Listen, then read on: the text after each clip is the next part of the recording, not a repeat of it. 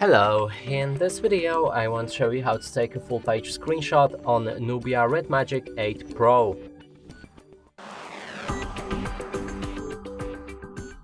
To do this, we'll need to open our settings or any app that allows you to scroll down, and then click on the power key right here and the volume down key right here at the same time to take the screenshot. Now I'll click on this pop-up and then go for a long screenshot, select start, and it should begin to scroll down entire page. You can click on save anytime you're satisfied with the amount of a screenshot. Now that it reaches button, we can see that it's a full page screenshot. And that's it for this video. Hope you like it. Please consider subscribing to our channel, leave a like and a comment below.